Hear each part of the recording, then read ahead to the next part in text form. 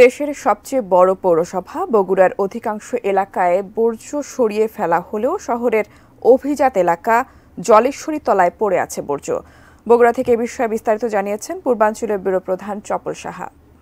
বাংলাদেশের সবচাইতে বড় পৌরসভা বগুড়া পৌরসভা, ৭১ বর্গ কিলোমিটার এর এলাকা।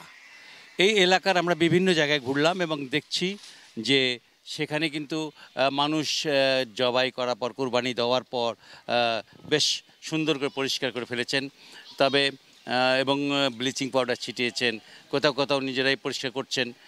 কিন্তু এই যে আমরা যে আবাসিক এলাকা, এটা বগুড়ার সবচেয়ে বড় নামকরা আবাসিক এলাকা জলেশ্বরীতলা। আমরা এখানে এসে দেখছি যে এখানে কিন্তু বেশ অনেক বর্জ্য পদার্থ পড়ে আছে।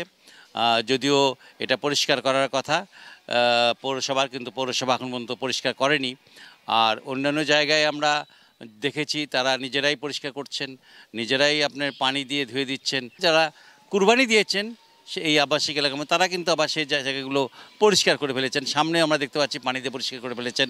তো মোটামুটি আমরা যা দেখলাম তাতে আমার মনে হয় যে এটা পরিষ্কার হয়তো বিকেলের দিকে হলেও হতে পারে, আর না হলে কালকে পর্যন্ত অপেক্ষা করতে হবে। তারপর যদি পৌরসভার লোকজন আসে তাহলে হয়তো দেখা যাবে যে এটা পরিষ্কার হচ্ছে। বগুড়া থেকে মোটামুটি এই ছিল আমার কাছে সর্বশেষ সংবাদ।